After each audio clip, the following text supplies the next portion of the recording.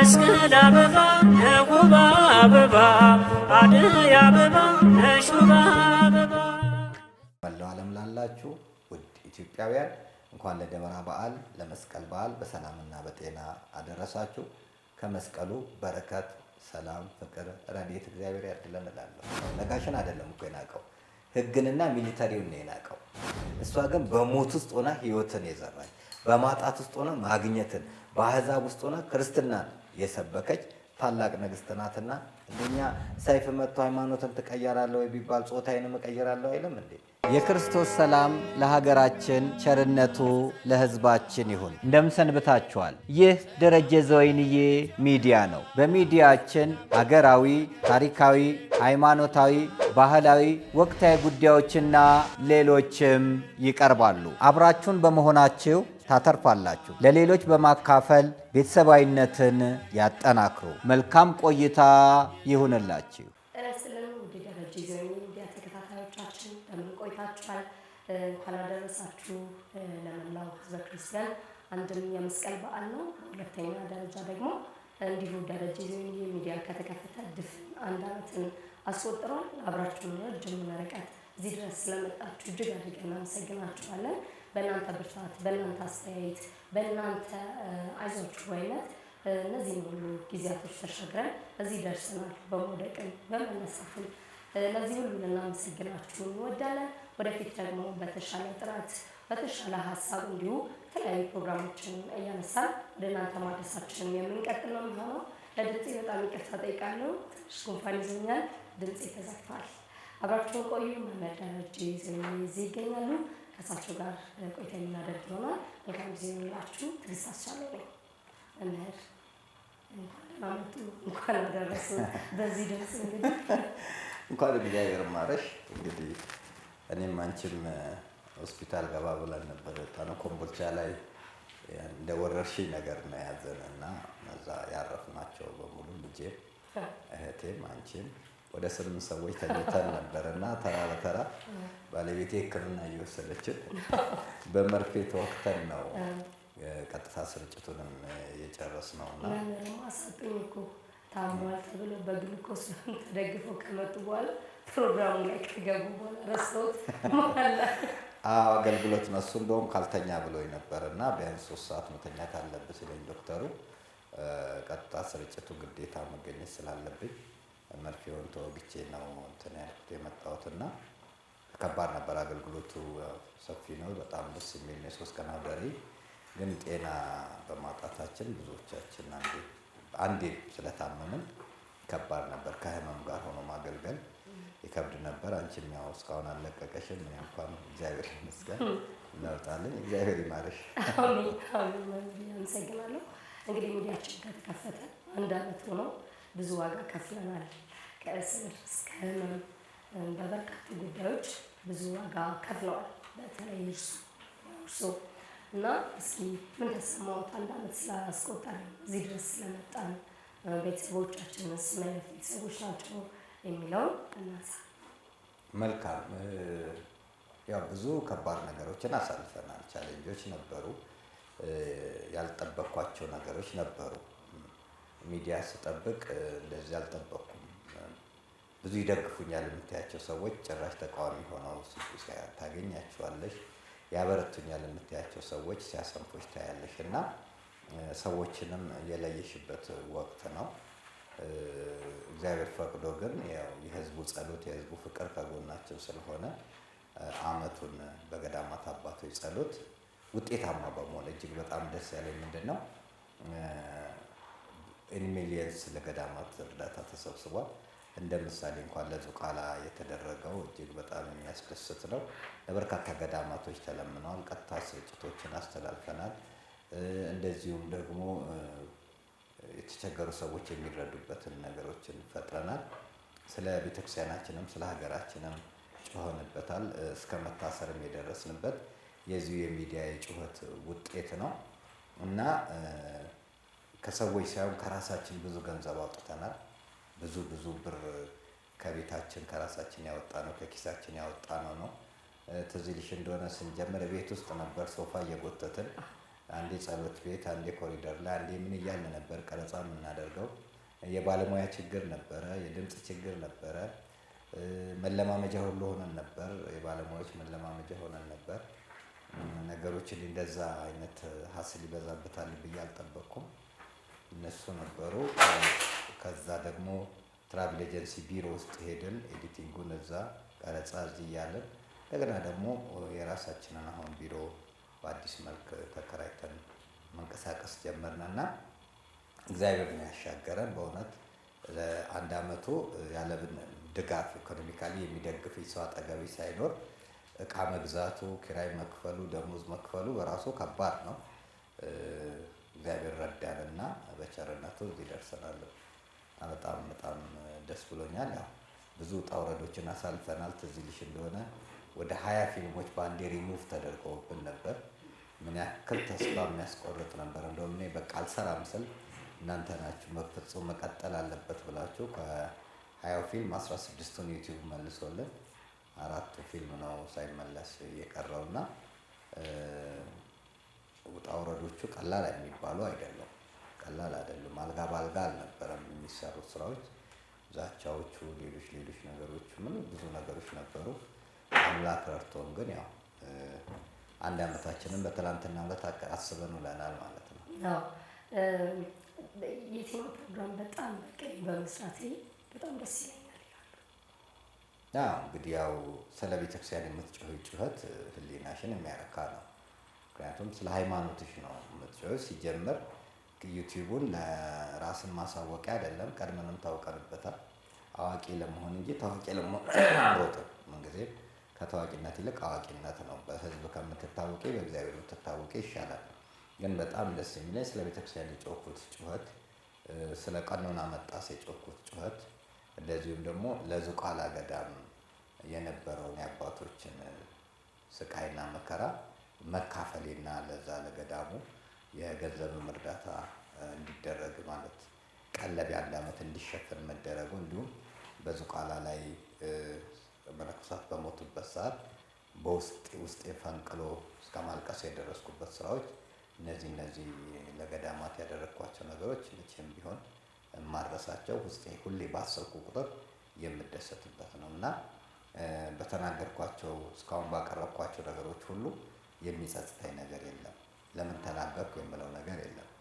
በእርግጥ በጣም ቅር ያለኝ ከዛ ውስጥ እያወጡ ቲክቶክ ላይ የሚለቁትና አላስፈላጊ ትርጉም እንዲኖረው በሚያደርጉት ደግሞ በጣም አዝናለሁ እና አልገባኝም። ወደዚህኛው ስቀላቀል ተንኮል የተሞላበት መሆኑን፣ አሰራሮቹ ውሸት የተሞላበት መሆኑን አልገባኝም ነበር እና መረጃዎችን ለማሳሳት ብዙ ይጥራሉ። አይተሽ ከሆነ እኛ ጋር ብዙ ጥሪዎች ይቀርባሉ።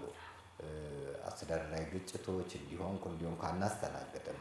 ለምን ፕላትፎርሙ አይፈቅድም። እኛ መዋቅራዊ ችግሮች ሲኖሩ፣ ቀኖናዊ ችግሮች ሲኖሩ ነው የምንጋፈጠው እንጂ አንድ አለቃ እንደዚህ ሆንኩኝ እንደዚህ ያደረኩኝ በሚል ውስጥ ገብተን የግለሰብ ኃጢአትንም የምናወራበትም አይደለም እና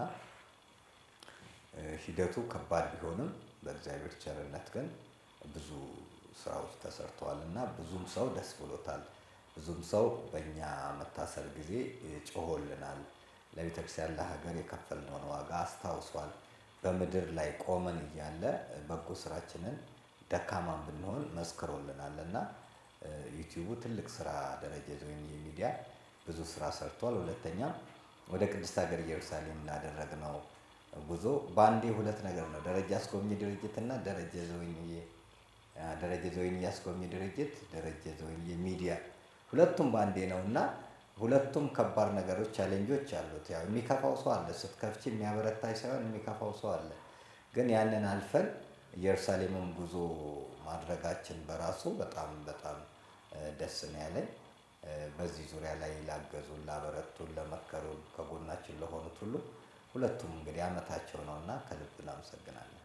እሺ እንግዲህ መምህር ደፋር ሰው ናቸው። ያመኑበትን ነገር ከመናገር ወደኋላ አይሉ። ብዙዎቻችንም የራሱት ሚዲያ በጣም እንዲኖሩት የምንፈልግበት አንዱ ምክንያት ይሄ ነበረ። የእርሱን ሀሳብ በእርሱ ቤት መጥቶ ማየት የሚፈልግ ብዙ ቤተሰብ ነበር እና ከዚህ አንጻር ተደራሽ ሆነናል ብዬ አስባለሁ። ብዙ ይቀረናል፣ ብዙ መስራት፣ ብዙ ማስተካከል ያሉብን ነገሮች አሁንም ቢሆናሉ። ነገር ግን መነሻችን ዓላማው እውነት ስለሆነ እውነትን ግን በየትኛው መልኩ ከመናገር ያው ወደኋላ አንልም። እርስዎን ይዘን ማለት ነው። ወደፊት ምን እንጠብቅናለን? ብዙ ስራዎችን እንሰራለን ብዬ አስባለሁ። ያው እኔ እንደ ዩቲዩበር ባልቀጥልም እኔ ባለቤትነት ሆኖ በአንዳንድ ሀሳቦችን በማቅረብ እና ሌሎች ስራዎችን በተለይ ወደ መጽሐፍቴ ላይ ባተኩር ነው ደስ የሚለኝ። የገዳማት ታሪክ እሱን ተከታታይ ስራዎችን ብሰራ ሪሰርቾችን ባጠናቀቅ እና እነሱ ላይ ባተኩር ነው። ዩቲዩብ ላይ ግን ያው ደህና ሰራተኞች፣ ጠንካራ ሰራተኞች ኖረው ባለሙያዎች ኖረው ስራዎች እንዲሰሩ ከዚህ በፊት አንቺም ኮሚቴ ላይ በነበርሽበት ሰዓት ወደ 5 ፕሮጀክቶች አሉኝ ብዬ ያልኩት እነዛ ፕሮጀክቶች ኢንተርናሽናል ፕሮጀክቶች ናቸው እና እሱ ተግባራዊ የሚሆንበትን ነገር ላይ ብሮጥ ነው እንጂ 24 ሰዓት ዩቲዩብ ላይ ብቻ እንደሆነ አላስብም። ያም አላማዬም አልነበረም። ከችግር የተነሳ ነው እና ድጋፍ ከማጣትም የተነሳ ነው። በግልሽ ስትሆኚ ነው የተሻለ ባለሙያዎችን ለማምጣት የተሻለ ገንዘብ መክፈል አለብሽ። የተሻለ ካሜራ ለማምጣት የተሻለ ብር ያስፈልጋል። ያንን ደግሞ ድጋፍ ሳይኖር በግል ስለሆነ እየተንቀሳቀሰን ያለነው የተሻለ እገዛ ቢደረግልን ዩቲዩቡ በደንብ ጠንክሮ በተሻለ ባለሙያዎች ጥሩ ነገር ይኖራል ብዬ አስባለሁ። እኔ ደግሞ እሱንም በማገዝ ግን ሞር ጉዞውን የበለጠ ማጠናከር ኢንተርናሽናል ጉዞ የማድረግ የመጽሐፉን የዶክመንተሪ ፊልሞቹን የገዳማት ታሪክ ድሮ የምታወቅበት የገዳማት ታሪክ ነው። እንደዚሁም ደግሞ የምርምሮቹን ሂደቶች እነሱ ላይ በጣም ብሰራ ጥሩ ነው። በጣም በብዙ ውጥረት ውስጥ የሬዲዮ ፕሮግራሞች አሉ፣ ሌሎች ስራዎች፣ ኮሚቴ ኃላፊነቶች አሉ፣ ተደራራቢ እረፍት አልባ የሆኑ ስራዎች አሉ እና እነዛን የሚስተካከልበት ነገር ብፈጠር ጥሩ ነው። ግን እርግጠኛ ነኝ ዩቲዩቡ ከዚህ በተሻለ መልኩ ብዙ ነገሮችን ከህግም አኳያ ከህፃናት አስተዳደግ አኳያ ማህበራዊ ጉዳዮችን የሚዳስስበት ከጤናም አኳያ ብዙ ተጨባጭ የሆኑ ስራዎች ይዞ ይቀርባል ብዬ አስባለሁ። ያው እንግዲህ እግዚአብሔር ቢፈቅድና ቢረዳን 2018 ጥሩ አስተማሪ የሆኑ መልእክቶች ይተላለፋሉ ብዬ አስባለሁ። በጣም አመሰግናለን መምህር። ግን ወደፊት በዝርዝር ብትንትን አድርገን ጥሩ ጎናችን፣ ደካማ ጎናችን ምን ይመስላል የሚለውን ከተመልካቾችም ጋር አንድ ላይ አድርገን ደካማ ጎናችንን የምናርምበት፣ ጥሩ ጎናችንን የምናጠነክርበት ነገር ይፈጠራል። ለዚህ አሁን ቃል እንገባላችኋለን። አንድ የላይቭ ፕሮግራም እናዘጋጅና ከነሱ ጋር ምን ያስባሉ ስለ ደረጀ ይዘው የሚዲያ ይሰማቸዋል፣ ምን አይነት ጥያቄዎች አሏቸው የሚለውን መምህር እርስዎ ባሉበት ካምኬት የምናደርግ ነው የሚሆነው። ስለዚህ ወደ ቀጣዩ አጀንዳ ልውሰዶት። ይሁን ቀምሻ ነው ይሄ። ግን እንኳን አደረሰን ሁላችሁንም በመላው ዓለም ላይ ያላችሁ የደረጀ ዘወይንዬ ሚዲያ ተከታታዮቻችን እንኳን ለ1ኛ ዓመት በሰላምና በጤና አደረሰን። መድረስ በሱ ቸርነት ነው። እሱ ካልፈቀደ መድረስ አይቻልም እና ይችን ቀን የረዳን አምላክ ክብርና ምስጋና ለእርሱ ይሁን። ወጥመድን ሰብሮ ከበሽታ አላቆ ፈውሶ በብዙ መከራዎች ውስጥ አሳልፎ ለዚህ የሰብአዊነት ስራ ሰርተን ቃል እግዚአብሔር እንዲተላለፍ አድርገን ስለ ኢትዮጵያና ስለ ተዋህዶ እንድንጮህ አድርጎ ዓመት መድረስና ከ190 በላይ ፊልሞችን ማቅረብ መቻል በጣም በጣም ከባድ ነው እና ይሄ ከሱ ቸርነት የተነሳ ነው። እግዚአብሔር የተመሰገነ ይሁን። ድንግልን ይዞ የሚያፍር ማንም የለም። የእሷ ዘርፋፋ ቀሚሷ እየሸፈንን እየከደነን ለመንገዳችን ስንቅ ሆና እዚህ ደርሰናልና እናንተም ክበሩልን፣ ኑሩልን ነው የምንለው። አመሰግናለን። እንግዲህ የነጋሽ በዳዳ ጋዜጠኛ ነጋሽ በዳዳ የደረጀ ዘወይንዬ እህት ኩባንያ በሚል ያው ትቀላለዳላችሁ እንዲህ እያላችሁና ሰሞኑን አንድ ዛቻ ደርሶት ነበረ። በጣም በሚያሳዝን ሁኔታ የመከላከያ ሰራዊትን ዩኒፎርም የለበሰ ሰው ነበረ ወጥቶ ለ6 ደቂቃ ያህል ዛቻ ዛተ።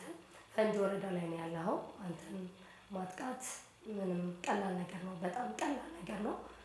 ስለዚህ ጥንቃቄ አድርግ፣ ይህ የመጨረሻ ማስጠንቀቂያ ነው ማለት ነበረ ወጥቶ ተናግሮ ነበረ።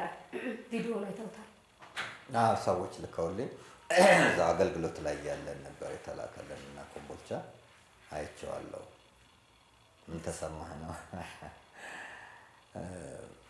ያው ገዳይ አይፎክርም እኮ ገዳይ አይፎክርም፣ ግን ብዙ የሚፎክሩ በተለያየ አቅጣጫዎች አሉ።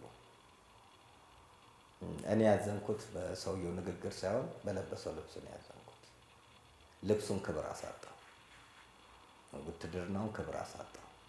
የወታደር እኮ ቆቡ እንኳን ኮፍያውን አድርጎ ከሰው ጋር እንኳን አይጣላም። ኮፍያው እንኳን ክብር አለው፣ መለየው ክብር አለው፣ ሰላምታ ክብር አለው። ወታደር አይጨብጥም፣ ሰላምታ ነው የሚሰጠው። ካህን አይጨብጥም፣ መስቀል ነው የሚሰጠው። ስርዓት አለ። ስለዚህ ያ ስርዓትን የጣሰን ሰው በአደባባይ መውጣቱ በጣም ነው ያዘንኩት። ስለዚህ እኔ ሰውየው ሳይሆን እሱን ልብስ ለብሶ ያዩት ባለስልጣናት ዝም በማለታቸው ነው ያዘንኩት። እንዲህ አይነት ወታደርን የሚያስነቅፍ ሰራዊትን የሚያስነቅፍ ድርጊት መዋል ማደር አልነበረበትም። አፋጣኝ እርምጃ ነበር መወሰድ ያለበት። ቁጥጥር ስር ነው ማለት ያለበት። ምክንያቱም የእሱ ለብሶ የሚወጣው የሚወክለው ነገር አሁን ብዙ ጊዜ ልብስሽ ውክልና አለው። አሁን አረንጓዴ ቢጫ ቀይ ስንል እኮ ኢትዮጵያ ውክልና ነው አይደል? ስትገለብጭው እኮ የጋና ውክልና ነው የሚይዘው። እና ሰንደቅ ዓላማችንን እንኳን ስናደርግ አቅጣጫው እንኳን እንዲዛነፍ አታደርጊም፣ ውክልና ይዞ ስለሚመጣ ነው። የሙስሊም ልብስ ውክልና አለ አይደል?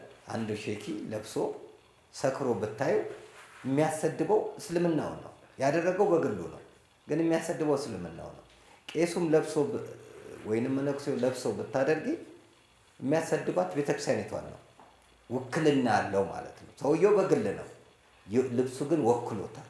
ስለዚህ እንዲህ አይነት ድርጊቶችን ያ የሚወከለው አካል ለምን ብሎ አፋጣኝ በእኔ ስም እንዲህ ማድረግ አግባብነት የለውም የሚል እርምጃ የመውሰድ ትሬንድ የለንም እኛ ሀገር።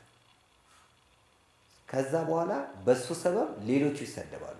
በካህኑ ሰበብ ቤተክርስቲያን፣ በሙስሊሙ ሰበብ መስጊድ፣ በዚህ በወታደር ሰበብ ደግሞ ሰራዊቱ ይሰደባል። ይሄ ሆን ብሎ በአጀንዳና ለማጋጨት የሚደረጉ ሰውየው ለአጀንዳ ራሱን አዘጋጅቶ የመጣ ነው ወይንም ተልዕኮ አለው። ወዲያው ጠፋው ከሰዓታት በኋላ ነው በቃ በአጀንዳ ነው ሲወጣ። ኢዝ ኖት ኪድ ህፃን አይደለም፣ አውቆ ነው የወጣው። እንደሚያነጋግር ያውቃል። ስለዚህ ሊያጋጭ የፈለገው ክፍል አለ፣ ሊያነጋግር የፈለገው ክፍል አለ፣ አጀንዳ ለማድረግ የፈለገው ክፍል አለ እንጂ የእሱ መፎከር አይደለም። የእሱ መፎከር ባዶነት ነው። ሲጀመር እንደዛ አይነት አድርጎ ለብሶ ከፎከረ የሰው ባዶ ነው። መጀመሪያ ውስጡ ሚሊተሪ አይደለም፣ ልብሱ ነው እንጂ ሚሊተሪ፣ እሱ ሚሊተሪ አይደለም። ሚሊተሪ እኮ ዲሲፕሊንድ ነው፣ ስርዓት እኮ አለሽ። ገብቶሻል? ስለዚህ ስርዓት የሌለው ሰው ነው። ስርዓት የሌለው ሰው እንደዚህ ማድረገው አግባብነት አይደለም። ብዙ ጊዜ ፉከራዎች ብዙ ይደረጋሉ። ፉከራዎች ብቻ አይደለም እኮ አንቺን ለማጥፋት የማይደረግ ነገር የለም። እኛም በመኪና መከታተል ምናምን አልኩ አይጣ ቆርጠው እኮ ግቢ ውስጥ ይጥላሉ። ደም እኮ በስርዓቱ በመስመር ግቢ ውስጥ እንግዲህ አይተሽዋል። ግቢው ትልቅ ነው፣ 4 መኪና የሚያስቆም ነው። ቤት በኩል እንደገቡ ሳታቂ ዙሪያውን ደም ተይረቶ ሲወጣ ታያለሽ። ልብሶች ሲወሰዱ ታያለሽ። ልብሶች ተቆርጦ ይወሰዳሉ ከቤት ከሰራተኛ ጋር ተገናኝተው በምን መልኩ እንደሚያተን የማይደረጉ ጥረቶች። መድኃኒት ይላክብሻል። ሰዎችን አሳስቶ ይሄን ይጠጣ ይሄ እንደዚህ በተለይ ህመምተኛ ነው ከተሰማ በኋላ ለስኳር ህመሙ ጥሩ ነው ተብሎ የማይላክልሽ ነገር የለም። ከዚህ ቦታ ተላክ የሚባለው በውስጥም በውጭም ፈተናዎች አንቺን ለማጥፋት የማይደረጉ ጥረቶች የሉ። ይሄን ገላለን ግደሉት ምናምን የማይተለመደ ነው። ግን እስራኤልን የሚጠብቅ አምላክ አይተኛም አንቀላፋም ነው። የኛ ጥበቃ ከሰማይ ስለሆነ ነው እንጂ እንደ ሰው ቢሆን ኖሮ ዛሬ ምድር ላይ እንኖረው ውለን አናድርም ነበረ። የእግዚአብሔር ቸርነት የእግዚአብሔር ጥባቆት ስለሆነ ነው ቆመን የምንሄደው። እና ምንድነው እኔ ፉከራ አይደለም፣ እኔ ፉከራው ሽለላው ቀረቶ ምናምን አይደለም። ሲቪል ለብሶ ቢፎክር ይሻላል። ሲቪል ለብሶ ሚሊተሪ ለብሶ ግን በጣም እሱን ሳይሆን ሚሊተሪውን እንዲነቀፍ ነው ያደረገውና እኔ የህግ አካላት እርምጃ ለመውሰዳቸው በጣም ነው ያዛልኩት። እርምጃ ሊወስዱ የሰው እኮ ሊታሰር በህግ ሊጠየቅ ይገባል። ለምንድን ነው ያደረገው ሊባል ይገባል። አሁን ያቺ ወረቀት የእመቤታችንን ስዕል የቀደደችው ልጅ ሳትታሰር ብሩኬ ታሰረ። ገባሽ? ድርጊቱን የፈጸመችው ልጅ ህዝብ ያስቆጣችው ለግጭት ምክንያት ለመሆን የተነሳችው ልጅ በህግ ወንጀል የሆነችው ልጅ ሳትታሰር ለምን ይሄ ተደረገ ያለው ልጅ ታሰረ? ስለዚህ ፍትህ ለብሩኬ ይገባል። ገባሽ? ይሄ ልጅ ወንጀል አልሰራም። የወንጀል ተጠርጣሪ ተብሎ ነው የተያዘው። በህግ የሚታይ ጉዳይ ነው። ነገ ዋስትና የሚያስከለክለውም አይደለም። ነገ መውጣት ይችላል፣ ይወጣል። ነገር ግን አካሄዱ ግን ትክክል ነው ወይ ነው። ድርጊቱን የፈጸመችው በተግባር ያሳየችው ልጅ፣ ለጠብ ምክንያት የሆነችው ልጅ፣ ሰዎች እንዲጋጩ ስታበረታታ የነበረችው ልጅ ምን ታመጣላችሁ ብላ እኮ በፊት ለፊት የወጣችው ልጅ ጋር ህግ እርምጃ ሳይወስድ ሲተው ታሰረች የሚል ነገር እየወጣ ነበር። በትክክል ማሳየት ነው እኮ። ይሄን እኮ መግለጥ ነው። አሁን ይሄም ሰውዬ እኮ ታሰረ ተብሎ ሌላው አልታሰረም ነው አይደል? እንዲያ የሚያደርጉት ሰዎች ላይ እርምጃ ወስደናል፣ ቁጥጥር ስር አውለናል ብሎ እኮ ማሳወቅ ነው። በመግለጫ ራሱ መሰጠት አለበት። አዎ ህዝቡ እንዲረጋጋ ነው ማድረግ ያለብሽ። የመጀመሪያ እኮ የመንግስት ስራ፣ የፍትህ ስራ ወንጀል መከላከል እኮ ነው። ወንጀለኛን መያዝ አይደለም፣ ወንጀል እንዳይሰራ ማድረግ ነው። ወንጀልን ነው የምትከላከል። ከዛ በኋላ እኮ ነው ከመከላከል አልፎ ወንጀሎች ሲፈጸሙ ወንጀል ተጠርጣሪዎችን ለህግ አቅርበሽ አስመስክረሽ ወንጀለኛ ከሆነ ፍርድ የሚፈረድበት። እንደዚህ በአደባባይ ወጥቶ የሚያደርጉ ሰዎች አይተናል እኮ። የትዝታው ሳሙኤልን ድራማ በሀገራችን ላይ ቢበቃስ? እነዚህ አይነት ነገሮች በቃ ሰዎችን ለማጋጨት እልውስ ለመክተት እንትኑስ ለማድረግ ይኬዳልና እንዲህ አይነት ነገሮች አግባብነት የሌላቸው ናቸው። እና እኔ ብሩኬም ላይ ትኩረት ተሰጥቶበት ድምፅ ሆነ ነው። ይህ ልጅ ለቤተክርስቲያን የጮኸ ነው፣ ዋጋ የከፈለ ነው። የሚፈታበት ነገር ቢፈጠር መልካም ነው እላለሁ። ሁለተኛ ነጋሽ ላይ ጋዜጠኛ ነጋሽ ላይ ብቻ ሳይሆን ሁሉም ሚዲያ ላይ ማለት ነው ተጠንቀቁ እየተባለ እኮ ነው። ነጋሽን ሲያስፈራራ እኮ ሌሎችም ሚዲያዎች ራቁ እየተባለ ነው። ስለዚህ እንደዚህ አይነት አካሄዶች አግባብነት የሌላቸው ስለሆነ ነጋሽ የሚፈራ ሰው አይደለም። በሱ ንግግር እንዴት ይፈራል? ደፋር ነው። ከቀድሞም ጀምሮ ወጥቶ የሚናገር ነው። ከታሰረም በኋላ ከመታሰሩም በፊት በተደጋጋሚም ታስሮ ስላመነበት ነገር የሚጮህ ነገር ነው። ነገር ግን በሱ የትዕቢት ንግግር ልብሱን ሽፋን አድርጎ በልብሱ ማስፈራራቱ ፈርቶ ነጋሽ ዓላማውን ወደኋላ ይላል ማለት ሳይሆን፣ ግን እንዲህ አይነት ድርጊቶች ስብዕናን መንካት ነው። የሰዎችን የመናገር የመንቀሳቀስ ነፃነት መንካት ነው። ነጋሽ ሳይሆን ነጋሽ ቤተሰብ አለው። ልጆቹን ማስደንገጥ ነው። እናትየውን የሚወዱት የሚሳሱለትን እናት ማስደንገጥ ነው። እህት ወንድሞቹን ማስደንገጥ ነው። ምን ያደርገው ይሆን ይገለው ይሆን ብሎ ቤተሰብ ይፈራል። አንቺ እንዳለሽ ብስለትና ድፍረት ላይኖር ይችላል እና ለአንድ ሰው የምትወረውሪው ድንጋይ ብዙ ሰውን ይፈነክታል። ስለዚህ ያንን መጠንቀቅ እና የሰዎችን ሕሊና አቆሽሿል። ሰዎችን አስደንግጧል። ሰዎች እንዲፈሩ አድርጓል። ይሄ አካሄዱ በፍጹም ስህተት ነው እና ዛቻ በኢትዮጵያ ሕግ እኮ ወንጀል ነው። ስለዚህ እንደዚህ አይነት ወጥቶ የሚዝት ሰው ሕግ የለም ብሎ ሕግንም እኮ የመናቅ ነው። ነጋሽን አይደለም እኮ የናቀው፣ ሕግንና ሚሊተሪውን ነው የናቀው። ለምን ሕግን ካላክሽ እንዴት በአደባባይ ወጥተሽ ዛቻን ትዝቻለሽ? ያውም እዩልኝ ተብሎ በድብቅ እንኳን እኮ አትዝችም። ድንገት ማስረጃ ከተገኘ ወንጀል ነው ትያለሽ እና ፍጹም አካሄዱ ትክክል ያልሆነ ነው እና ሕግ ደግሞ በራሱ መልኩ ሊያስከብር ይገባል።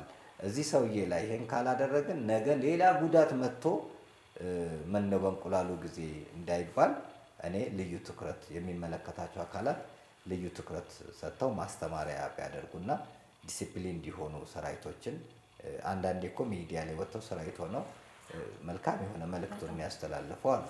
እኔ አንድ ሚሊተሪ ወጥቶ ብልግና ቢናገር እኔ ሰውየው አይደለም ሰውየው የለበሰው ልብስ ላይ ሰዎች ያዝኑና ይሄ ጀነራላይዝ የማድረግ አካሄድ ልማድ ስላለን ጥሩ ነገር አይመጣም። ለዚህ ነው አንዱ ይመጣና ዘር ይሰድባል። ከዛ በኋላ የዛ ሁሉ ደግሞ የእሱን ዘሮች ይሰድባሉ።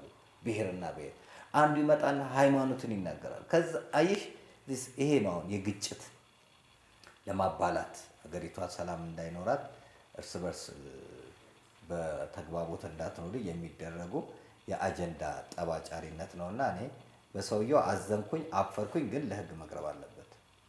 እኔ የሚያሳዝነኝ ትንሽ ምንድነው መምህር፣ እነዚህ ሰዎች ተመሳሳይ የሆኑ ተቋማቶች አሏቸው ወጥተው የሚናገሩበት ጀርባቸው ሲጠና ከሆነ የእምነት ተቋም ውስጥ የወጡ ናቸው እና ለምንድን ነው ተቋማቶቹ ዝም የሚሉት?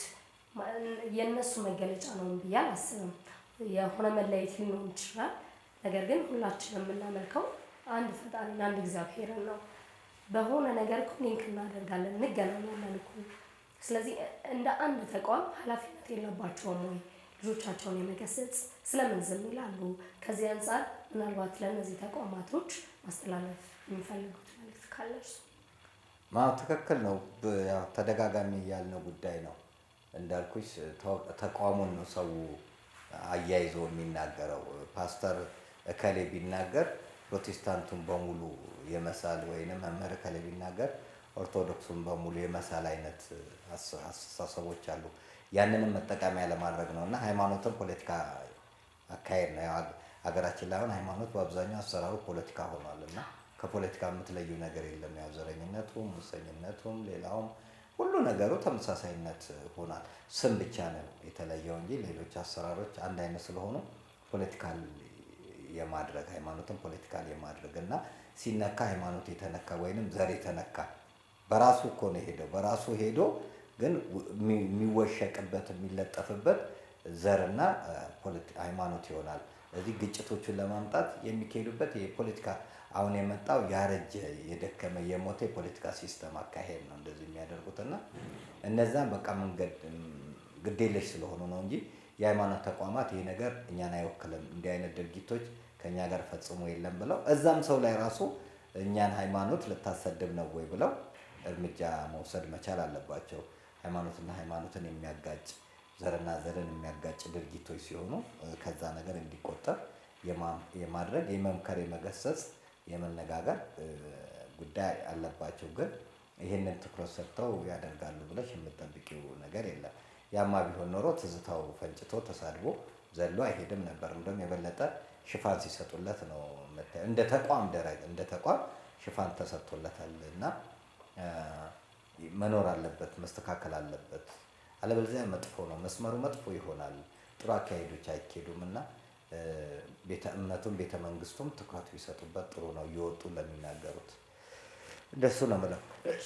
አመሰግናለሁ። እንግዲህ ወደ ቀጣዩ አጀንዳችን ስንሄድ የመስቀል በዓል ክፍል ላይ ነው የምንገኘው። በዛሬው ዕለት የደመራ በዓል እየተከናወነ ነው የሚገኘው። ለምንድን ነው ደመራን የምናከብረው? ስንት መስቀል አሳልፏል? ብዙ መስቀል መከራ ማለት እኮ ነው። መስቀል ስቃይ ነው እና ብዙ መስቀሎችን አሳልፈናል። አድራሻችንም መስቀሉ ስር ነው። ቀራንዮ ስትወጪ አይደል ድንግልን የምትረከቢው? እዚህ ሁሌ ቀራንዮ ነን እኛ። ቀራንዮ ዕለተ ዓርብ ነው። ስለዚህ ቤተክርስቲያንም ዕለተ ዓርብ ናት እና ዕለተ ዓርብ እስካለ ድረስ ቀራንዮ ላይ ነው ያለሽ። ቀራንዮ ደግሞ ካለሽ ድንግልን ትረከቢያለሽ። ስለዚህ ድንግልን ውስጣችን አስገብተን እንጮሃለን እና እድገቴም ያው እስጢፋኖስ ስለሆነ ከ12 ዓመት ጀምሮ መስቀል አደባባይ አይደል? ስለዚህ ያው መስቀል ሁሌም ነው። መስቀል አደባባይ ከተከበረ በኋላ እንደገና እስጢፋኖስ ቤተክርስቲያን እዛው ግቢ ውስጥ ደግሞ ይደረጋል። እዛም ስብከተ ወንጌል ኃላፊ ሆኜ ነበር 91 እስከ 94 እና በደመቀ ሁኔታ ይከበራል። ብዙውን ጊዜ ታከብሪያለሽ እና ብዙ ነው ያው የልጅነት እንትን ነው። ከዛ ወደ ተለያየ ቦታ ስትሄጂ ባለሽበት አካባቢ ምናምን የማክበር ሁኔታ አለ። ደመራ ትርጉሙ ህብረት ማለት ነው፣ አንድነት፣ ስብስብ ማለት ነው። ሁሉም የችቦ አምጥቶ አንድ ላይ ነው የሚደምረው እና ህብረትነቱን አንድነቱን የሚያሳይበት ነው። ይሄም ከንግስት እሌኒ ጋር ታሪክ ጋር የሚሄድ ነው። እሌኒ ቀድሞ ባሏ ተርቢኖስ ይባል ነበር፣ ነጋዴ ነው። ያ ባሏ ከንግድ በሚመጣበት ሰዓት ጓደኛው የኛ ሚስቶች የኔ ሌላ ወንድ ለምደው ይሆናል ሲል አይ የኔ ሚስት እንዲህ አታደርግም ይለዋል። ያንተ ሴት ከሌላ በምን ትለያለች? ፈቃደ ስጋዬን ፈጽሜ እመጣለሁ፣ ምልክት ስጠኝ አለው። አንገቷ ላይ ያለውን ሀብል ካመጣ እውነት አንተ እሷ ጋር ደርሰሃል አለው። አስያዙ፣ ተወራረዱ፣ መጣ። ከዛም እንግዲህ ነጋዴዎች ገቡ ተብሎ ተጮኸ። እሷ ጋር ሄዶ በሩን አንኳኩቶ ደንገጡሯን ትመጣለች፣ እሌኒን ላናግራት አለ። ሄዳ በምታናገርበት ሰዓት እኔ ከባሌ ውጪ ወንድ አናግሬ አውቃለሁ ብላ ተቆጣች። አስቆጣኝ ስትለው አንገቷ ላይ ያለውን ሀብል ከሰጠሽኝ ከሱ የተሻለ ወርቅ እሰጥሻለሁ አላት። እሷም ወደ አትክልት ስፍራ ሄዳ ገላችንን እንታጠብ ባለቤትሽ እየመጣ ነው አለቻት። ገላዋን ስትታጠብ እሌኒ ቆንጆ ናት፣ በጣም ውብ ናት። እሌኒ ማለት ጥሩ ምንጭ ማለት ነው። ቆንጆ ውብ ማለት ነው። ትውልዷ ቱርክ እንደሆነ ይነገርላታል። ከዛ በኋላ ወርቁን አንስታ ትሰጣለች። ሲፈለግ ጠፋ፣ ተሰለበ ተባለ። ከዛን ጊዜ ጀምሮ ወርቅ ሰላቢ ነው ይባላል እንጂ ወርቅ የሚሰለብበት ምንም ምክንያት የለም። እሷ ናት አንስታ የሰጠችው። እሱም ሄደው ያው ፈቃደ ሥጋዬን ፈጽማለች ብሎ ነገረው። እሱም እያዘነ መጣ። ምን ሆነሃል ስትለው ከሰርኩ። ታዲያ እነግዳለና ከቤተሰቦቻችን ገንዘብ ፈልገን ወስደን አለችው። ከዛ ወደ ወንዝ ወሰዳት። በቁመቷ ልክ ሳጥን ሰራ። ስወድሽ ከዳሽኝ ሳምንሽ ጠላሽኝ ብሎ ሳምንሽ ከዳሽኝ ስወድሽ ጠላሽኝ ብሎ በቁመቷ ልክ ሳጥን ውስጥ አስገብቶ ስራሽ ይከተልሽ ብሎ ላካት።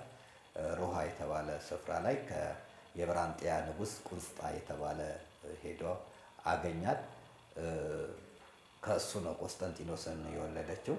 በነገራችን ላይ የመጀመሪያ ባለቤቷ ተርቢኖስ ተቸግሮ እሷ ጋር መጥቶ አላወቃትም። እሷ ግን አውቃው ነበረ እና ከየት ነው የመጣኸው ብላ ጠየቀችው። ባለቤት አለህ ወይ ብላ ጠየቀችው። አንገቱን ደፋ።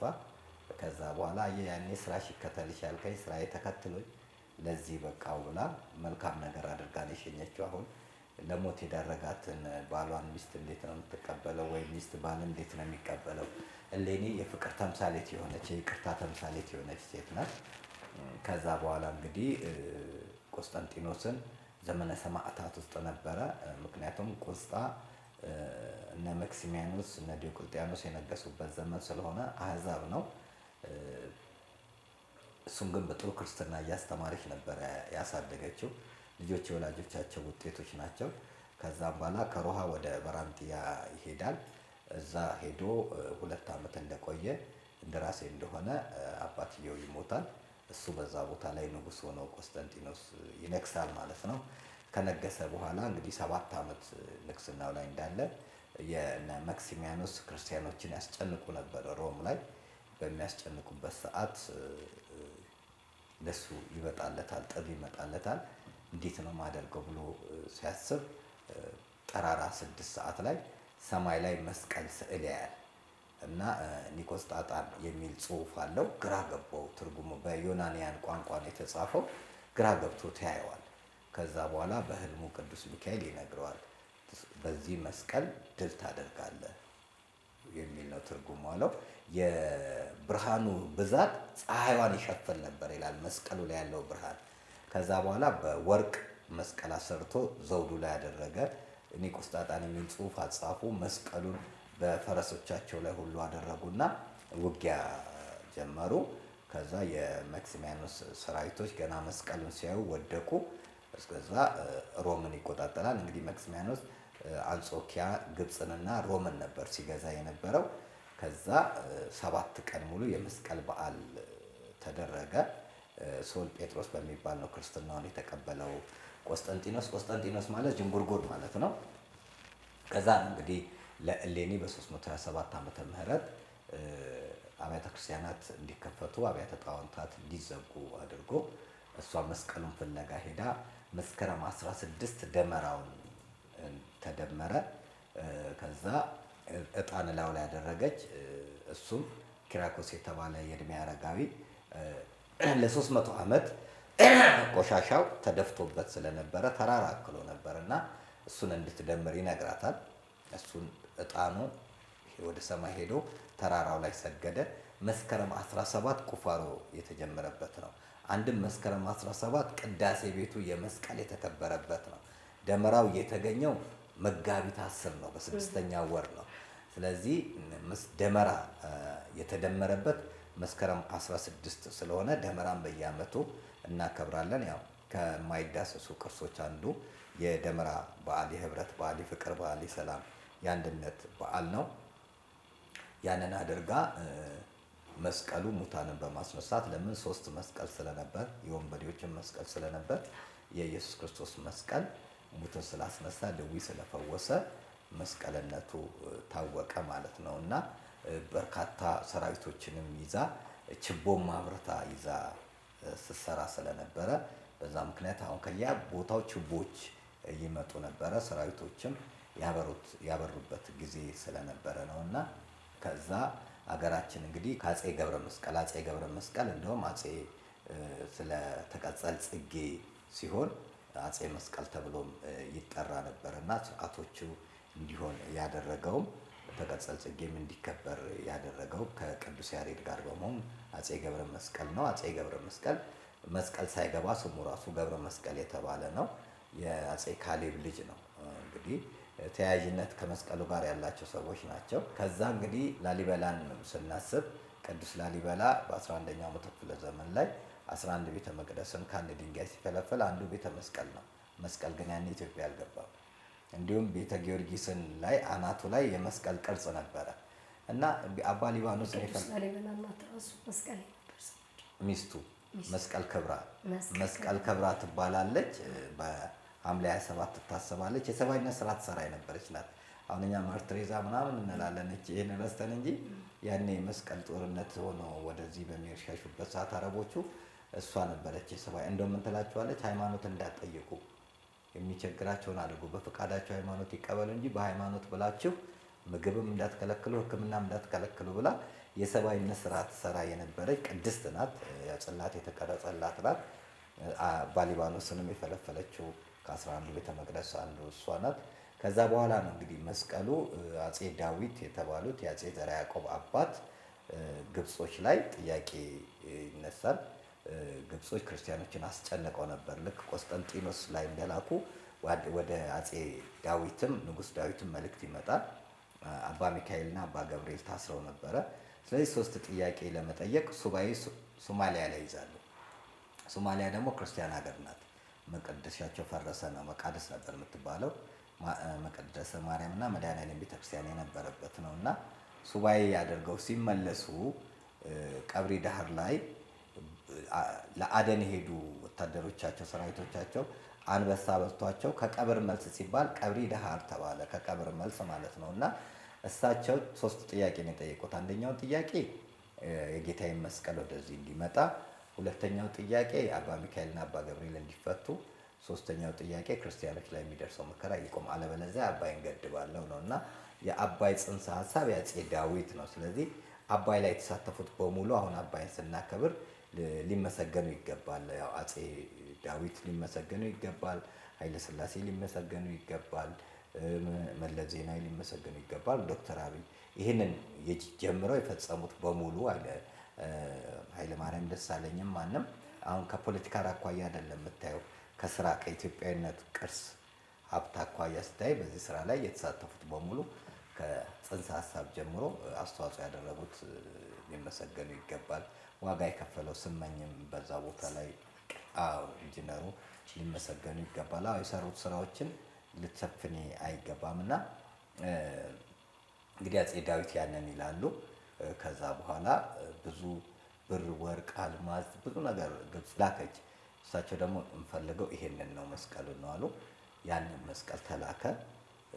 እሳቸው ሱዳን ስናር ላይ ከበቅሎ ወድቀው ይሞታሉ። ከዛ ልጃቸው አፄ ዘርዓ ያዕቆብ ሌላኛው ቆስጠንጢኖስ ይነሳል። እንግዲህ አፄ ዘርዓ ያዕቆብ ንግስናም ፈልገው ሳይሆን አክሱም ላይ እሳት በሚሞቁበት ሰዓት እሳት ውስጥ ያለው ፍንዳታ ሲሆን የጃሊ በማለታቸው ተይዘው ነው ለካ አንተ ንጉስ ልጅ ነህ ተብለው እንዲሾሙ የተደረጉት። አንብር መስቀሌ በዲመ መስቀል በሚለው ቃል መሰረት ዞረው ግሸን ደብረ ከርቤ በ14ኛው ክፍለ ዘመን አስገቡ ማለት ነው።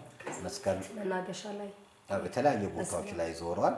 መስከረም 10 መስቀሉ ኢትዮጵያ የገባበት ነው እና እስከ አፄ ዘርዓ ያዕቆብ ድረስ ተቀጸል ጽጌ የሚከበረው መስከረም 25 የክረምት መውጣትን አስመልክቶ ነበር።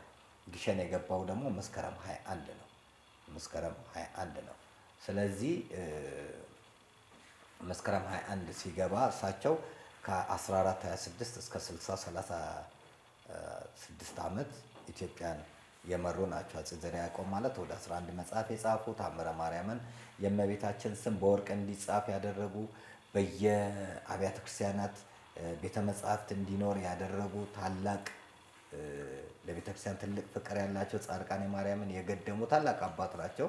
አጽማቸውም ዳጋ እስጢፋኖስ የአራት ነገስታት አጽም ሳይፈርስ አለ። የአፄ ዳዊት፣ የአፄ ዘርዓ ያዕቆብ፣ የአፄ ሱስንዮስ እና የአፄ ፋሲል።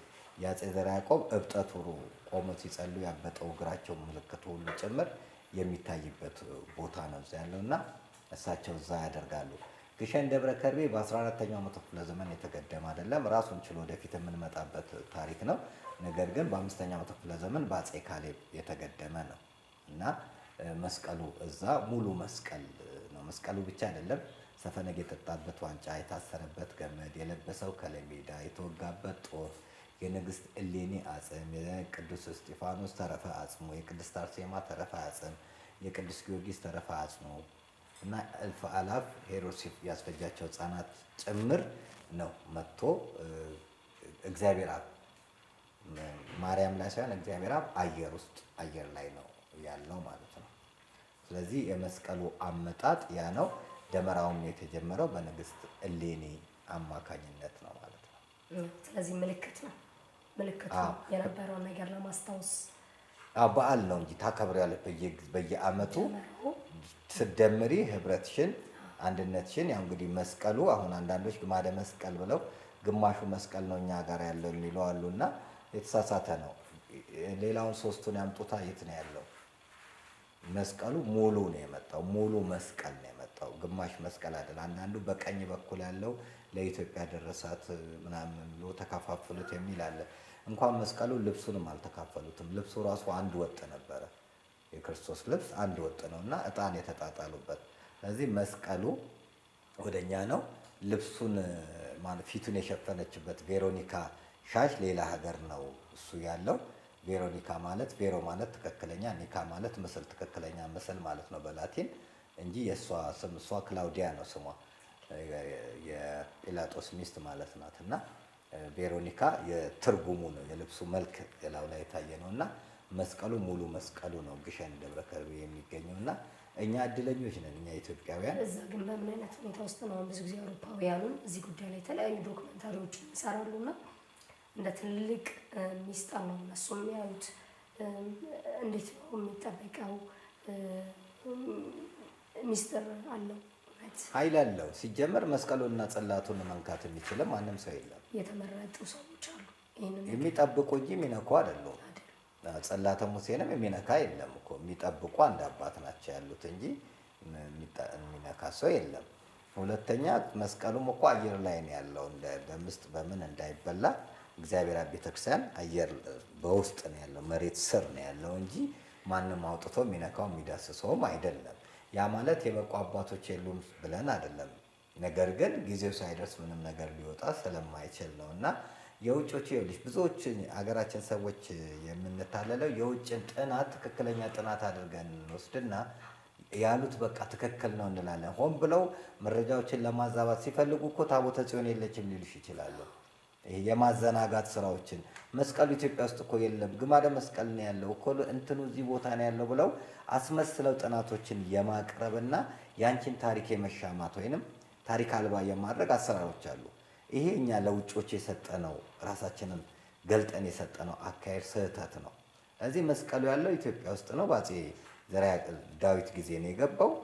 አፄ ዘርዓ ያዕቆብ ደግሞ መስቀሉን በመስቀለኛ ቦታ አንድ መግቢያ ባለው በዓለም ላይ ብቸኛ የሰው ብዛት ልዩ አከባበር ባለባት በግሸን ደብረ ከርቤ እንግዲህ ደብረ ነጎድጓድ ተብላ ደብረ ነገሥት ብዙ ስያሜ ያላትና በመጨረሻ ግሸን ደብረ ከርቤ ላይ እንዲያርፍ የተደረገበት ነውና ይሄ ትልቁ ሀብታችን፣ ትልቁ ቅርሳችን፣ ትልቁ ማንነታችን ነውና ግሸን እኮ ጥንታዊት ናት ልትታሰብ በጣም በጣም ግሸን ላይ ሆነች ግሸን ትናፍቅሻለች እኮ ሁሌ ግሸን ላይ ሆነች ግሸን የምትናፍቅሽ ቦታ ናትና ልናከብረው ልንይዘው የሚገባ ነው።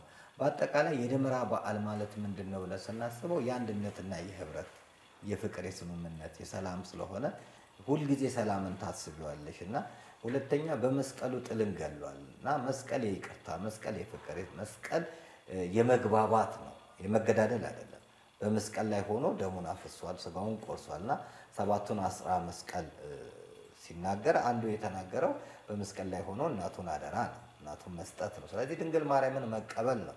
ደመራን ስታስቢ መስቀል ስታስቢ መቀበል ነው። ሁለተኛ ደመራ በዓል እኮ ከኦርቶዶክስ ተዋህዶም በላይ ዓለም አቀፋዊ በዓል እኮ ነው አይደል እንዴ?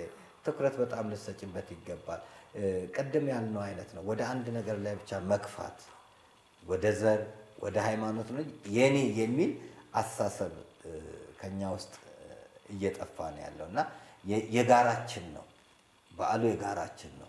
ይሄ እኮ የነሱም የኔም ነው የሚለውን ልንይዘው ይገባል። ሌላው የበረከት በዓል እኮ ነው። እግዚአብሔርን የምታመሰግኝበት በዓል ነው። እላው ላይ እኮ የሚቀርበው ምንድን ነው? ዝማሬ እኮ ነው። እሌኒን እኮ ነው የምናስበው። ንግስት እሌኒ እኮ ተምሳሌት ናት።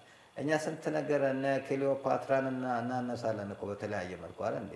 ውብ የሆነች እቺ እኮ ቆንጆ የሆነች ታማኝ፣ ለትዳሯ ታማኝ፣ ይቅርታ የምታደርግ ለሞት ገደላት እኮ ባሏ እንግዲህ ባህር ላይ ሲጥላት፣ ለገዳዋ ግን ይቅርታ ያደረገች በግብሯ አምላኳን የመሰለች ልጇን በዛ በዘመነ ሰማዕታት በመከራ ሰዓት እንደኛ ሰይፍ መጥቶ ሃይማኖትን ትቀየራለህ ወይ ቢባል ጾታዬንም እቀይራለሁ አይልም እንዴ? ምን ያክል እሷ ግን ጥንካሬ ያላት ሴት ብትሆን ነው በዛ መከራ ውስጥ ክርስቲያኖች በሚያልቁበት፣ እንደ ሽንኩርት በሚቀረደዱበት፣ እንደ ጎመን በሚከተፉበት፣ በዛ እሳት ውስጥ በሚጣሉበት፣ መንኮራኩር በሚፈጩበት በዛ ዘመን ላይ ልጇን ክርስቲያን አድርጋ እንዲያድግ በማድረጓ እኮ ነው ክርስትናን እንዲቀበል የሆነውና እንግዲህ በሱ ዘመን ነው በ325 ዓመተ ምህረት ኒቂያ ላይ ቱርክ፣ በነገራችን ላይ ቱርክ የክርስቲያን ሀገር ናትና ኒቂያ ላይ 318ቱ ሊቃውንተ ቤተክርስቲያን የሃይማኖት መሰረትን ያቆዩት ዶግማ ወይንም መሰረተ እምነት የምንለው ሁሉን የፈጠረ አንድ አምላክ በሚሆን በእግዚአብሔር አብ እናምናለን የሚለውን የመሰረቱት እዛ ነው እና እሱን የሚያሰባሰበው እሱ ነው። በጣም የሚገርምሽ ቆስጠንጢኖስ እኮ ቶማስ ዘመራስን ቁስል የሳመ ነው። ቶማስ ዘመራስ እጁ እግሩ ተቆርጦ በቅርጫት ላይ ሆኖ ያስተምር የነበረ 22 ዓመት የማይሆን ቦታ ላይ ተጥሎ የነበረውን አፍንጫው ሳይቀር የተቆረጠውን ጆሮ ሳይቀር የተቆረጠውን ቶማስ ዘመራስን ሊቀ ጳጳስ ሂዱ እኮ ከሌሎቹ ቡራኬ ሲቀበል እሱን ግን ቁስሉን እኮ የሳመ ነው። ምን ያክል የተባረከ ነው ቆስጠንጢኖስ። ከዛም እኮ የበራንጢያን ከተማን ቆስጠንጢንያ ብሎ ነው የሰራት እና በጣም አሳምሮ ነው ቆስጠንጢንያን ሲሰራ። ከዛ ውስጥ ደግሞ እጹብ ድንቅ አድርጎ የሰራው ቤተክርስቲያን የእናታችን የእመቤታችን የቅድስት ድንግል ማርያም ቤተክርስቲያን የሰራ። ከዛ የሀጊያ ሶፊያን ቤተክርስቲያን ነው እንግዲህ። ሀጊያ ሶፊያ ደግሞ ሰማዕትነት የተቀበለች ናት። ከሁለት ልጆቿ ጋር ሆና ሰማዕትነትን የተቀበለች ናት። ለራሱ የሰራውን ቤተመንግስት ነው። በነገራችን ላይ ቆስጠንጢኖስ ቤተመንግስት ሲባል የሶፊያ ቤት እየተባለ ይጻፋል። የሶፊያ ግራ ገባቸው። መጨረሻ መልአኩ ለልጁ ነግሮት ለአባት ነገረው ተብሎ እየተነገረውና መጨረሻ ላይ እሷን አጽሟ መጥቶ በዛ ውስጥ የልጆቿም እንዲኖርና እነሱንም ከሰማዕትነት ያወጣቸውም ደጓ ሴት አብረው እንዲቀበሩ የተደረገውና የሀጊያ ሶፊያም ቤተክርስቲያንን ቆስጠንጢንያ ላይ ሳምሮ የሰራው ቆስጠንጢኖስ ነውና ቆስጠንጢኖስ እጅግ እጅግ እጅግ እጅግ የሚወደድ እጅግ በጣም መልካም የሆነ ሰው፣ ሃይማኖተኛ የሆነ ሰው፣ ጠንካራ የሆነ ሰው፣ ግብረ ገብ ያለው ሰው እና ሀገርንም የመራ ሌሎችንም ከመከራ ያስጣለ ለመስቀሉ መገኘት ትልቁን ድርሻ የተወጣ ነው። ለሱ እዚህ መብቃት ደግሞ እናትየው የከፈለችው ዋጋ ነውና እኛ ወላጆቻችን ለልጆቻችን ምን ያክል ዋጋ እንከፍላለን? ልጆቻችን ወደ ቀና ነገር እንዲመጡ ወደ በጎ ነገር እንዲመጡ በዘፈን ውስጥ ተከበን ዝማሬን እናሰማለን ወይ? በመጠጥ ውስጥ ተከበን ጸበልን እናጠጣለን ወይ? በሲጋራ ጭስ ውስጥ ተከበን እጣን እንዲሸታቸው እናደርጋለን ወይ? ምክንያቶችን አንደረድርም ወይ? እሷ ግን በሞት ውስጥ ሆና ህይወትን የዘራች፣ በማጣት ውስጥ ሆና ማግኘትን፣ በአሕዛብ ውስጥ ሆና ክርስትናን የሰበከች ታላቅ ንግሥት ናትና ከእሷ ጊዜ ጀምሮ እንግዲህ ደመራ ይኸው እስካሁን እየተከበረ ይገኛል። በመካከል ተቋርጦ ነበረ እስከ አፄ ገብረ መስቀል ድረስ። ከዛ በኋላ ደግሞ እየቀጠለ መጥቶ እዚህ ደረጃ ደርሰናልና የነበረው የክርስትናው መላላት ማለት ነው። ያው ክርስትና ኢትዮጵያ የገባው በ34 ዓመተ ምህረት ነው ገባሽ። ከዛ እንግዲህ ደመራው የሆነው በ327 ዓመተ ምህረት ነው። ከዛ እንግዲህ እስከ 6ኛው መቶ ክፍለ ዘመን በነበረበት ሰዓት ላይ እንደዚህ ጎልቶ አልወጣም። አፄ ገብረ መስቀል ናቸው ተቀጸል ጽጌንም ምንንም እንዲቀጥል ያደረጉት። በእነ አብርሃ አጽብሃ ጊዜ ህንፃ ቤተክርስቲያኖችን የመስራት መጽሐፍትን የማስፋፋት ስርዓቶች ነበሩ። ከዛ አፄ ዘርዓ ያዕቆብ ንጉሥ አላሜዳ ነበር። ከንጉሥ አላሜዳ በኋላ ካሌብ ከአፄ ካሌብ በኋላ አፄ ገብረ መስቀል ልጅየው ገብሩና እስራኤል አንዳንድ ወር ነው የነገሱት። ከዛ በኋላ ገብረ መስቀል ነው። ከገብረ መስቀል እያለ ወደዚህ መጣ ማለት ነው። ይሄ ጀነሬሽን አዲሱ ወጣት የመስቀል አደራ እንዴት እንቀበል፣ እንዴት እናክብረው በዓሉን? ወደፊትስ ከሃይማኖታዊ በዘለለ መልኩ ባህላዊ እሴቶች ደግሞ አሉት አብሮ የሚደረጉ በዓሉን ለማክበር የሚካሄድበት የሚደረገው ሰፈር ውስጥ ከሄድን በኋላ የምናደርጋቸው ነገሮች አሉና ምን ያህል ይጠቅሙናል? ምን ያህል ርቀት ይዘናቸው እንሂድ? አሁን እንግዲህ ያው በዓሉን መምሰል ነው እኮ። በዓሉን መሆን እንኳን ቢያቀትሽ በዓሉን መምሰል ያስፈልጋል። ለቅሶ ቤት ስትሄጂ የሰርግ ልብስ ለብሰሽ አትሄጂም፣ ወይንም ሰርግ ቤት ስትሄጂ ለቅሶ ለብሰሽ አትሄጂም። በዓሉን መምሰል ያስፈልጋል። ይቻል በእንደዚህ በዓላቶች በስጋው ደግሞ ከብረሽ አስቀድሰሽ የምትውይበት እና በዓሉን ሆነሽ የምትውይበት ነው። በዓሉን መሆኑ እንኳን ካቃተሽ በዓሉን መምሰል ግን መሆን አለብሽ እና ስጋው ደግሞ መቀበሉ ያቃተሽ ጸበል ጠጥተሽ የምትውይበት በዝማሬ ከብረሽ የምትውይበት ነው እንጂ ሌላ ነገር የምታደርጊበት ደመራ ከተደመረ በኋላ በመጠጥ የምትሰክሪበት በመጠጥ የምትደመሪበት ሁኔታ መሆን የለበትም እና ይሄ ከቤተክርስቲያን ስርዓት ውጭ ቤተክርስቲያንንም ማስነቀፍ ነው፣ አግባብነት የሌለ ነው። በዓላት ባህል አላቸው እና በዓልን ስናከብር በባህልም ጭምር ነው። ባህላዊ አለባበስ አለ፣ የሚዘጋጁ ቄጤማዎች፣ ዳቦ፣ ሌሎች ነገሮች ይደረጋሉ እና ለሌላቸው በመስጠት በማካፈል የታሰሩትን በመጎብኘት የታመሙትን በመጎብኘት የተፈናቀሉትን በመጎብኘት በጎ ስራ በመስራት የምታከብሪው መሆን አለበት እና በማስተዋል የሚከበር በዓል ነው። በስሜት ሳይሆን በስሌት የምታከብሪው በዓል ነው እና የሚናፈቅ በዓል ነው። የኦርቶዶክስ ተዋሕዶ ቤተክርስቲያን በዓላቶች የሚገርሙና በጣም ህብረትን የሚፈጥሩ ሌሎችንም የሚያስተሳስሩ እጅግም ውብ የሆኑ ናቸው እና ይሄንን እኛ እኮ የፈጠርነው አይደለም። አባቶቻችን እኮ ፈጥረው የሰጡንን አዘጋጅተው የሰጡንን መጠቀምና መያዝ አቅቶን ነው እንጂ እኛ ያደረግነው አይደለም እና የአባቶቻችንን በጎ ስራም ልንጠብቅ ይገባል። በዓሉ እንዳይደበዝዝም በየጊዜው ትኩረት ተሰጥቶት ሊሰራ ይገባል። አሁን መንፈሳዊ በዓላቶች እንዲደበዝዙ እየተደረጉ ነው። በብዙ መልኩ የሚደበዝዙበት ሁኔታ እና ዓለማዊ የሆኑ ነገሮች ጎልተው እንዲወጡ እየተደረገ ነው። ይህንን ደግሞ ቤተ እምነቶች የበለጠ ትኩረት ሰጥተው ቀኑ ሲቀርብ ሳይሆን አስቀድሞ ሰው በዛ ላይ ትኩረት ሰጥቶ ዝግጅት እንዲያደርግ ማድረግ ነው እና በፍቅር በሰላም የተጣላን ታርቀን የወሰድን መልሰን የበደልን ክሰን የራቅን ቀርበን ህብረታችንን አንድነታችንን በደመራው ልናሳይና በጣም የተጣላን በተለይ ቂም ይዞ ጸሎት ሳልይዞ ስርቆት ይባላል አይደል? አይሆንም። ስለዚህ ከልባችን ሆነን ታርቀን መስቀል ይቅርታ ስለሆነ መስቀል ፍቅር ስለሆነ መስቀል ሰላምን ይሰብካልና በዛ መልኩ ልናከብረው ይገባል እንጂ እኛ እርስ በርሳችን እየተገዳደለን እየተዛዛትን በዓሉን ብናከብር ምንም አብሮ የሚሄድ አይደለምና በፍቅር እናክብረው ነው የምለው። በጣም አመሰግናለሁ መምህር። እንኳን አደረሱት። መልካም በዓል ይሁንልዎት። አሜን። በመላው ዓለም ላላችሁ ውድ ኢትዮጵያውያን እንኳን ለደመራ በዓል ለመስቀል በዓል በሰላምና በጤና አደረሳችሁ። ከመስቀሉ በረከት፣ ሰላም፣ ፍቅር፣ ረድኤት እግዚአብሔር ያድለን እላለሁ። ወደ ቤተሰቦቻችን ለዛሬ እንግዲህ በአንድ በኩል የደረጀ ዘወይንዬ ሚዲያ መከፈት 1ኛ ዓመት መሙላቱን አስመልክተን፣ በሌላ በኩል ደግሞ የጋዜጠኛ ነጋሽ በዳዳን ጉዳይ አስመልክተን እንዲሁም ደግሞ በዓሉ የመስቀል በዓል ቀን ነውና እሱንም አስመልክቶ እንግዲህ ታሪካዊ አመጣጡ ምን ይመስላል፣ በዓሉ እንዴት እናክብረው የሚሉትን መሰረታዊ ጥያቄዎች አንስተን ያዘጋጀንላችሁ ፕሮግራም ይህንን ይመስል ነበር። ቀጣይ በሌላ ሀሳብ በሌላ ፕሮግራም የምንገናኝ ይሆናል። ስለተከታተላችሁ እናመሰግናለን። በድምፄ ድጋሚ ይቅርታ ጠይቃለሁ። ቻው ቆይ። መስቀል አበባ ነጉባ አበባ አደይ አበባ ነሹባ አበባ። እኛ በትላንትናና በነገ መካከል ያለን ዛሬ ነን። ዛሬ ላይ ሆነን ነገን በበጎ ነገር እንገንባ።